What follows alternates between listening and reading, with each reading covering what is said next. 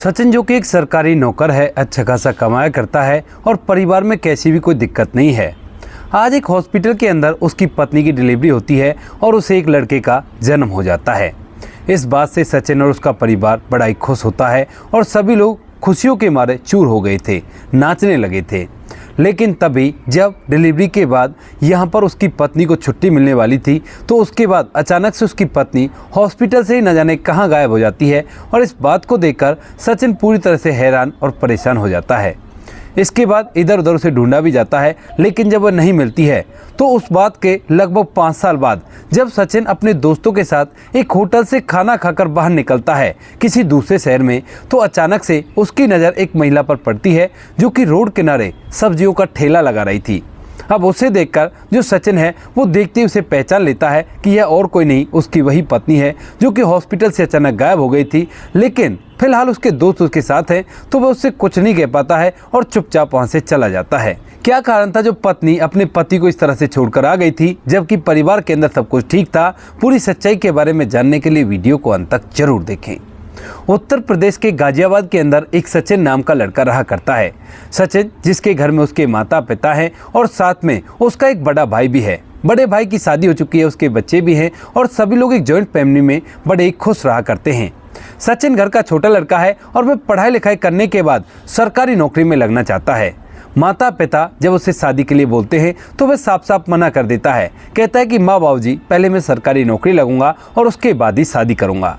ऐसा कहकर जो सचिन होता है वह अपनी पढ़ाई लिखाई पर फोकस करता है और उसकी इच्छा भी पूरी हो जाती है।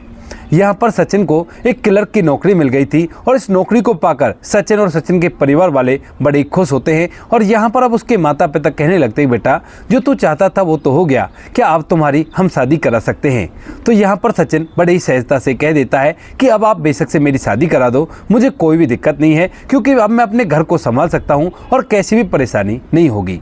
इसके बाद यहाँ पर जो सचिन के माता पिता होते हैं वह उसके लिए इधर उधर लड़की ढूंढने लगते हैं और ढूंढने से पास ही के गांव के अंदर उन्हें एक लड़की मिल जाती है। लड़की का नाम होता है अंजलि। अंजलि जो कि देखने में काफ़ी ज़्यादा खूबसूरत थी और उसका भी भरा पूरा परिवार था। यहाँ पर जब अंजलि को सचिन के लिए देखा जाता है तो देखते ही सचिन के माता पिता उसे पसंद कर लेते हैं और इसके बाद शादी की बातचीत करने लगते हैं।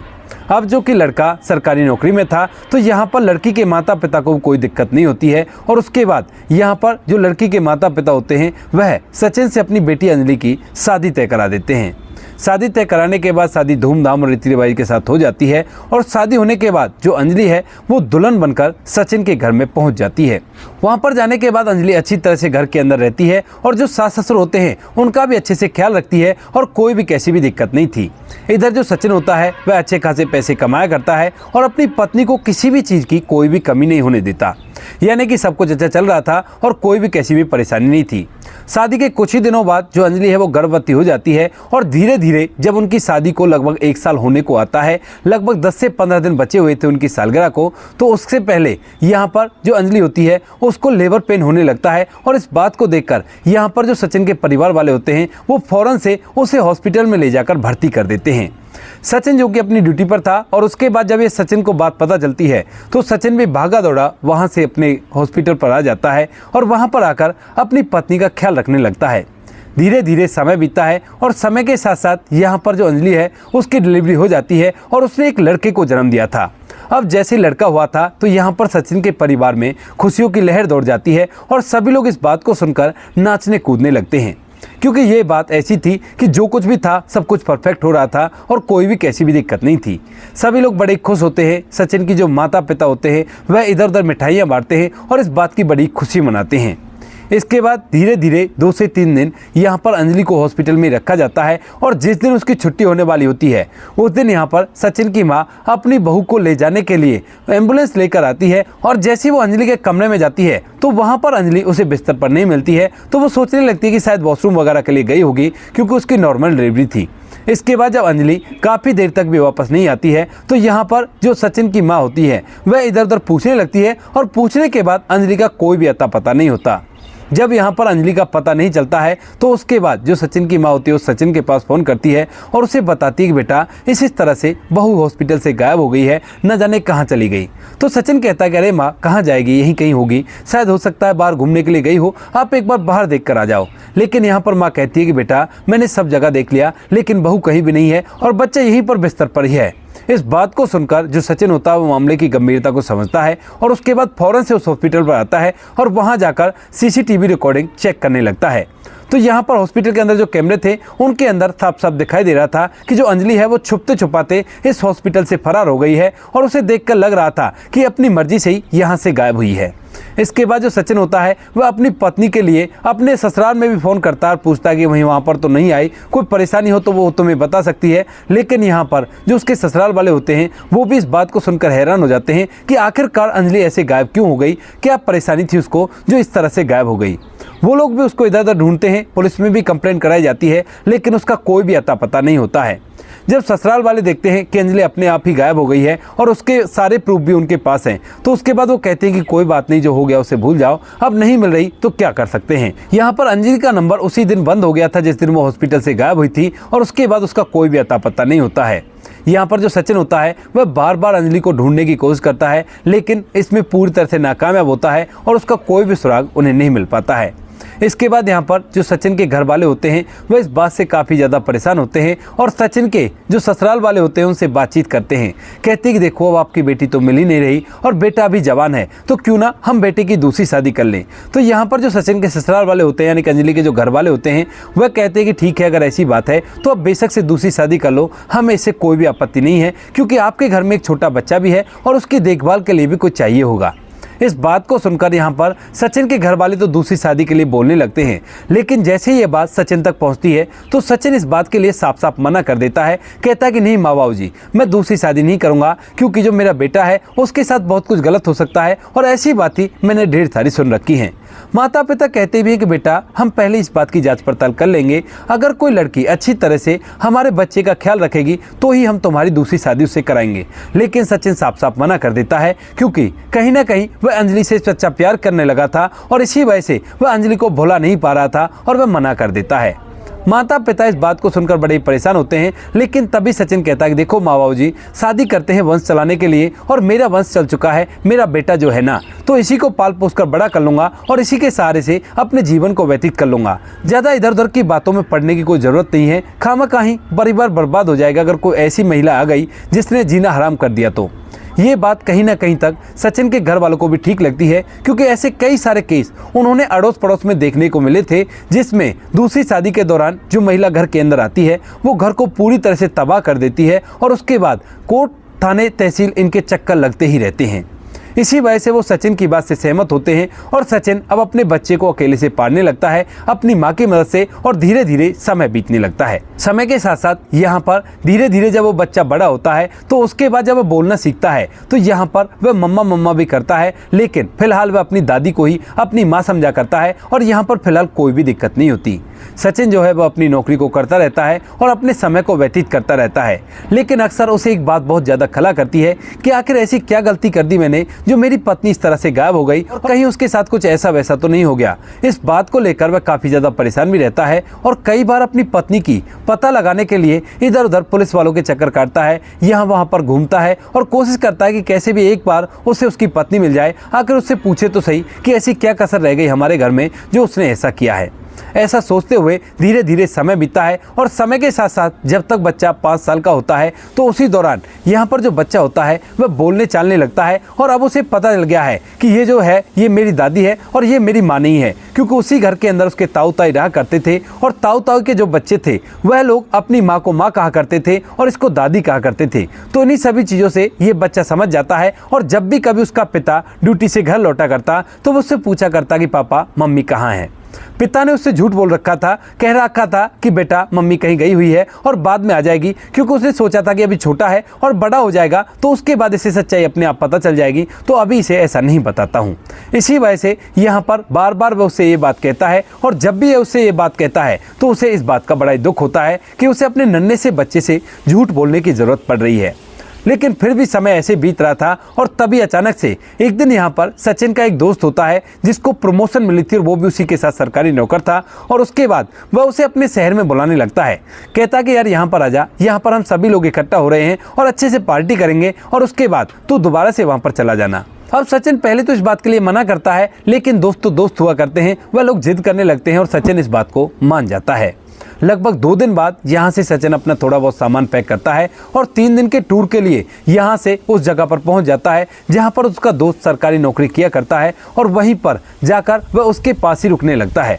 यहाँ पर वो सभी दोस्त इकट्ठा हो गए थे और इकट्ठा होने के बाद दोस्त ने उनके लिए होटल में कमरा बुक करवा दिया था और वहीं पर वो लोग 3 दिन रुकने का फैसला करते हैं। यहाँ पर जो सचिन होता है वह अपने दोस्तों के साथ पहले दिन यहाँ के एक मशहूर रेस्टोरेंट में जाकर खाना खाने वाला था, तो इसी वजह से यहाँ पर सभी दोस्त इकट्ठा होकर उस रेस्टोरेंट में चले जाते हैं और वहाँ पर खाना खाने लगते हैं। खाना काफ़ी ज़्यादा स्वादिष्ट था और जब वो लोग होटल से निकल रहे थे तो यहाँ पर एक दूसरे से उस खाने की तारीफ कर रहे थे और इधर जो सचिन होता है वह भी तारीफ करते नहीं थक रहा था। इसके बाद जब वो लोग होटल से बाहर निकलते हैं तो दरवाजे से निकलते ही सचिन की नज़र रोड के दूसरी तरफ एक महिला पर पड़ती है जो कि फुटपाथ पर बैठकर सब्जियां बेच रही थी और उसे देखते ही सचिन उसे पहचान लेता है। एक पल तो वह उसकी तरफ देखता ही रह जाता है और जब वह उसे पहचान लेता है और उसके दोस्त कहने लगते हैं कि क्या हुआ भाई, क्या देख रहा है और क्या दिख गया तुम्हें, तो यहाँ पर जो सचिन है वो एकदम से अपनी नज़रें हटाता है और कहता है कि कुछ नहीं, चलो हम होटल चलते हैं और वहीं पर आराम करेंगे। ऐसा कहकर वह अपने दोस्तों के साथ चला जाता है क्योंकि जो फुटपाथ पर महिला सब्जी बेच रही थी वह और कोई नहीं उसकी वही पत्नी थी जो आज से 5 साल पहले हॉस्पिटल से अचानक गायब हो गई थी और उसके बारे में उनको कोई भी खबर नहीं लगी थी। ये शहर उनके शहर से लगभग 150 से 200 किलोमीटर दूर था और यहाँ पर आकर वह सब्जियाँ बेच रही है। ये बातें उसको हजम नहीं हो रही हैं और वह बार बार सोच रहा है कि ऐसा क्या कारण हुआ जो ये मुझे छोड़कर आ गई, और मुझे छोड़कर आ गई चलो ठीक है, लेकिन यहाँ पर आकर सब्जियाँ क्यों बेच रही है। बार बार तो उसे लगता है कि कहीं ऐसा तो नहीं मेरी आंखों का धोखा हो और ये मेरी पत्नी हो ही ना। इन बातों को सोचते हुए वह पूरी रात भर अपने बिस्तर में यूं ही पड़ा रहता है, ना तो सोता है और ना ही आराम करता है। लेकिन सुबह सुबह जैसी सुबह होती है तो उसके बाद सचिन तय कर लेता है कि मुझे चाहे जो भी हो उस महिला के पास जाना है और उससे पूछना है कि क्या सच में ही वो मेरी पत्नी अंजलि है या फिर मेरी आंखों का वहम है। ऐसा सोचकर जो सचिन होता है सुबह के 9 बजे अपने दोस्तों से कहता है कि मुझे यहाँ पर थोड़ा सा काम है, आप लोग एंजॉय करो और मैं अभी आता हूँ। ऐसा कहकर जो सचिन होता है वह उस होटल से निकल आता है और निकलने के बाद ऑटो पकड़कर सीधा उसी चौराहे पर पहुंच जाता है जहां पर उसकी पत्नी सब्जियों का ठेला लगाया करती थी और सुबह सुबह उसकी पत्नी भी सब्जियों का ठेला लगाकर तैयार हो जाती है दिन भर की बिक्री करने के लिए। अब इस बात को देखकर यहाँ पर जो सचिन होता है वह जब उसे गौर से देखता है तो देखने के बाद ये तो पहचान लेता है कि ये सच में उसकी पत्नी है, क्योंकि उसकी ठोड़ी पर दाईं तरफ एक तिल था और वह तिल उसे बखूबी याद था क्योंकि 1 साल तक वो उसके साथ रही थी और इस तिल को देखकर वह पहचान जाता है कि सच में ये मेरी पत्नी है। लेकिन अब उसके दिमाग में ये सवाल चल रहे हैं कि मेरी तो अच्छी खासी नौकरी थी सरकारी, और फिर मेरी सरकारी नौकरी को छोड़कर ये यहाँ पर सब्जियों का बिजनेस करने के लिए आई है क्या, और अपने बच्चे को छोड़कर इस तरह से यहाँ पर सब्जियाँ क्यों बेच रही है। यही बात सोचते हुए जो सचिन होता है वो धीरे धीरे कदमों से उस सब्जी के ठेले की तरफ बढ़ता है और वहां पर जाकर जैसे वो अपनी पत्नी के सामने जाता है, काजल के सामने, तो काजल उसे देखते ही एकदम से पूरी तरह से हैरान हो जाती है और बहुत चक्की सी रह जाती है क्योंकि उसने उम्मीद नहीं की थी कि उसका पति इतनी दूर तक भी आ सकता है और उसे यहाँ पर मिल भी सकता है। यहाँ पर वो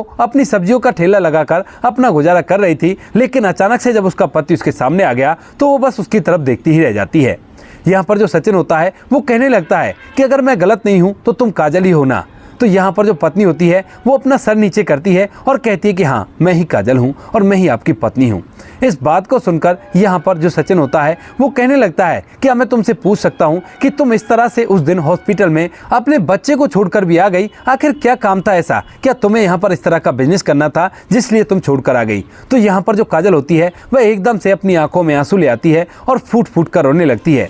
जब सचिन काजल की आंखों में आंसू देखता है तो सोचने लगता है कि कहीं इसके साथ कुछ गलत तो नहीं हो गया जिस वजह से इस तरह से रो रही है, और वो उसे पहले तो चुप कराता है, कहता है कि देखो पहले तो चुप हो जाओ, मुझे जानने हैं सारे सवाल और इसी वजह से पहले तुम मुझे ये बताओ कि आखिर हुआ क्या और तुम यहाँ पर ऐसे कैसे पहुँची। तो उसके बाद जो काजल होती है थोड़ी देर में अपने आप को शांत करती है और शांत करने के बाद सचिन से बैठने के लिए कहती है। सचिन वैसे तो अपनी पत्नी से नाराज था, लेकिन उस कहानी को जानने के लिए वहीं पास ही में पड़ी हुई एक टेबल पर बैठ जाता है जो कि उसकी पत्नी ने लगा रखी है, क्योंकि कुछ ग्राहक महिलाएं उसकी सहेली हैं और वह उसके पास आकर बैठकर सब्जियां खरीदी करती हैं। इसके बाद यहाँ पर जो सचिन होता है वह वहाँ पर बैठ जाता है और काजल से बातचीत करने लगता है। बातचीत के दौरान यहाँ पर जो काजल है वो पूरी की पूरी सच्चाई उसके सामने उड़ेल देती है और रोते हुए उसे बताने लगती है कि सचिन, ये मेरी ही गलती थी और मेरी गलती की सजा ही मैं भुगत रही हूँ और मैं यहाँ पर अपने जीवन को इसी तरह से व्यतीत किया करती हूँ। दरअसल जब हमारी और तुम्हारी शादी नहीं हुई थी तो उससे पहले जब मैं 12वीं क्लास को पास करती हूँ तो उसी दौरान स्कूल के बाहर एक लड़का होता है जो कि चौराहे पर एक छोटी सी दुकान चलाया करता है और वह मेरी तरफ बार बार देखा करता है। अब जब वह रोज के रोज मुझे देखा करता है तो मैं भी उसकी तरफ देखने लगती हूँ और मुझे उससे प्यार हो जाता है। यहाँ पर उस लड़के का नाम विजय होता है। विजय मुझसे बहुत सारे प्यार के वादे करता है, कसमें खाता है और उसके बाद यहाँ पर मैं विजय की बातों में आ जाती हूँ। विजय और मैं दोनों एक दूसरे से प्यार करने लगे थे और उसके बाद मैं डिसाइड करती हूँ कि मैं विजय से ही शादी करूंगी। इसीलिए मैं अपने घर वालों को इस बारे में बताती हूँ, लेकिन घर वाले इस बात से साफ साफ मना कर देते हैं और जैसे ही 12वीं क्लास कंप्लीट होने के बाद वो ना तो मुझे कहीं पढ़ाते लिखाते हैं और सीधा मेरी शादी के लिए इधर उधर लड़का ढूंढने लगते हैं। ढूंढने से तुम्हारा रिश्ता मेरे लिए मिल जाता है और तुमसे मेरी शादी हो जाती है। शादी के बाद घर वाले साफ साफ बोल देते हैं कि देखो अब ऐसा वैसा कुछ नहीं होना चाहिए, तुम्हारी शादी हो गई है, लड़का अच्छा खासा कमाया करता है और उसी के साथ अपने जीवन को व्यतीत करो। तो यहाँ पर जो अंजलि होती है वह भी अपने घर वालों की बात को मान जाती है और वहीं पर उनके साथ रहने लगती है। लेकिन शादी के बाद अचानक से जो विजय होता है उसे पता चल जाता है कि अंजलि की शादी कहाँ पर हुई है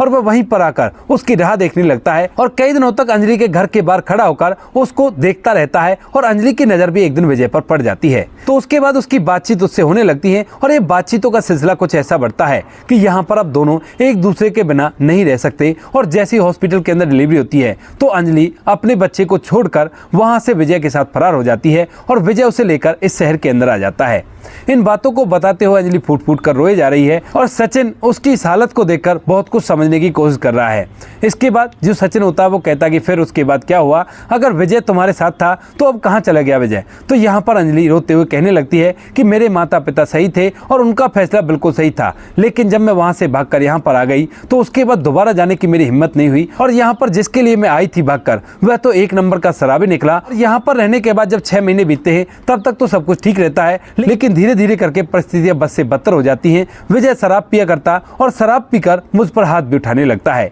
मैं बुरी तरह से चंगुल में फंस चुकी थी और इसके बाद यहाँ पर जब मैं विजय से कहती हूँ कि तुम कमाओ, इस तरह से काम नहीं चलेगा, तो उसके बाद वह मुझे बुरी तरह से पीटा करता है। उसके बाद अंजलि बताती है कि जब 1 साल उसे यहाँ पर विजय के साथ रहते हुए हुआ था तो उसके बाद एक दिन जो विजय होता है वो अचानक से मुझे यहीं पर छोड़कर न जाने कहाँ गायब हो जाता है और मैं अकेली यहाँ पर रह जाती हूँ। उसके बाद मुझे अपनी पूरी गलतियों का एहसास होता है कि मैंने क्या क्या किया है और मैं सोचती हूँ कि मैं अपने आप को इस दुनिया से विदा कर लेती हूँ, लेकिन इस चीज़ की हिम्मत नहीं जुटा पाती हूँ। अब मैं भीख मांगकर भी नहीं खा सकती थी क्योंकि ये काम करना भी मुझे अच्छा नहीं लगता। तो इसी वजह से मैंने सब्जियों का काम करना स्टार्ट किया और यहाँ पर इस चौराहे के ऊपर सब्जियों का ठेला लगाकर अपनी ज़िंदगी को व्यतीत होने का समय देख रही हूँ ताकि मेरी ज़िंदगी व्यतीत हो जाए और मैं अपने आप ही इस दुनिया को छोड़कर चली जाऊँ। तो उसके बाद जो सचिन होता है वो कहता है कि ठीक है, तो अपनी ज़िंदगी को आराम से व्यतीत करो, मैं भी तुम्हें परेशान करने वाला नहीं हूँ। ऐसा कहकर यहाँ पर जो सचिन है वो अपने मन के अंदर ढेर सारा गुस्सा लेकर, क्योंकि अब तक वह उससे प्यार किया करता था और सोच रहा था कि ना जाने उसके साथ क्या हो गया होगा, लेकिन अब जब उसकी पत्नी ने पूरी सच्चाई उसके सामने उड़ेल दी है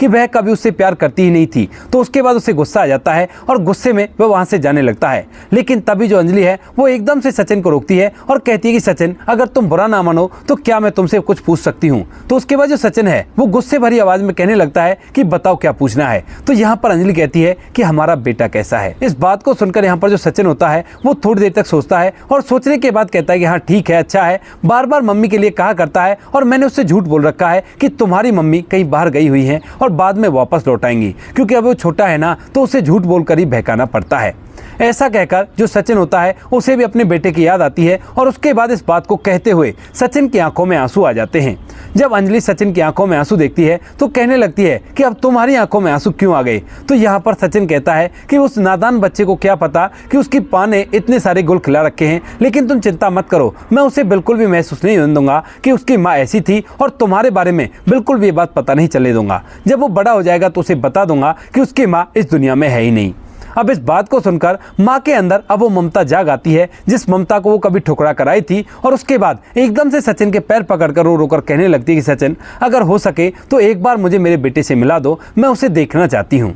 इस बात को सुनकर सचिन थोड़ी देर तक सोचता है और सोचने के बाद कहने लगता है कि अंजलि, अगर ऐसी बात है तो चलो मेरे साथ, तुम ही उस बच्चे का ख्याल रख लेना, क्योंकि वो भी बार बार मामा किया करता है और मैं कब तक उससे झूठ बोलूंगा। लेकिन ये बात जो कुछ भी हुआ है वो किसी को मत बताना। बात को सुनकर मानो अंजलि को अपने कानों पर विश्वास नहीं होता है और वो कहने लगती है कि सचिन, सच में ही तुम मुझे माफ करने के लिए तैयार हो? तो यहाँ पर सचिन कहता है कि हाँ, अपने बच्चे के लिए मैं तुम्हें माफ करने के लिए तैयार हूँ। उसके बाद जो सचिन होता है वह अंजलि को अपने साथ लेकर अपने घर पहुंचता है और वहां पर माता पिता जब इतने दिनों बाद अंजलि को देखते हैं तो पूछने लगते हैं कि अंजलि, तुम कहाँ थी और क्या कर रही थी इतने दिनों तक। तो यहाँ पर फिलहाल जो सचिन है वह उनसे एक अलग ही कहानी कर देता है। कहता है कि ये ना फलाने शहर में जाकर सरकारी नौकरी की तैयारी कर रही थी और खुद से नौकरी करके नौकरी की तैयारी कर रही थी, क्योंकि मैंने एक दिन हंसी हंसी में इससे कह दिया था कि सरकारी नौकरी मिलना लोहे के चने चबाने के बराबर है, तो इसी वजह से इसको ये बात खल गई और इसीलिए ये हम लोगों से दूर होकर इस सरकारी नौकरी की तैयारी कर रही थी। उस टाइम पर मुझे ये बात याद नहीं आई, लेकिन जब मैं अपने दोस्तों के साथ पार्टी करके निकल रहा था तो उसी होटल की रिसेप्शनिस्ट थी और वहीं से मुझे सब कुछ पता चला है। इस बात को सुनकर घर वाले भी अंजलि को एक्सेप्ट कर लेते हैं, लेकिन जो कुछ भी सच्चाई थी वह अंजलि और सचिन के बीच में थी। यहाँ पर यह बात अंजलि के मायके वालों को भी पता चलती है तो वो लोग भी अंजलि को माफ कर देते हैं। फिलहाल के समय में अंजलि और सचिन अपने पूरे परिवार के साथ अच्छी तरह से रहा करते हैं और कोई भी कैसी भी दिक्कत नहीं है। उस बात को उन्होंने गुप्त ही रखा है और इस घटना को बताने से पहले इन सभी के नाम और जगह के नाम बदल दिए गए हैं ताकि उन लोगों की पर्सनल जिंदगी में इस बात से कोई भी परेशानी नहीं हो। भले ही वो लोग 5 साल बाद मिले हैं, लेकिन उनकी जिंदगी एक साथ अच्छी तरह से व्यतीत हो रही है, कोई भी कैसी भी दिक्कत नहीं है। तो दोस्तों, ये थी आज की कहानी। आपको जैसी भी लगी कमेंट सेक्शन में बता देना। वीडियो अगर अच्छी लगी तो वीडियो को लाइक और चैनल को सब्सक्राइब जरूर करें ताकि हमें थोड़ा सा हौसला मिल सके आप लोगों के लिए ऐसे अच्छे वीडियो बनाने के लिए। इन कहानियों को सुनाने का उद्देश्य किसी को परेशान करना बिल्कुल भी नहीं है। ये कहानी आपको इसलिए सुनाई जाती है ताकि आप लोग इन कहानियों में से कुछ ना कुछ सीख सको और अपने जीवन में उस चीज़ को अप्लाई कर सको। मिलते हैं किसी नेक्स्ट वीडियो नए टॉपिक के साथ। तब तक के लिए जय हिंद, जय भारत, जय हिंदुस्तान।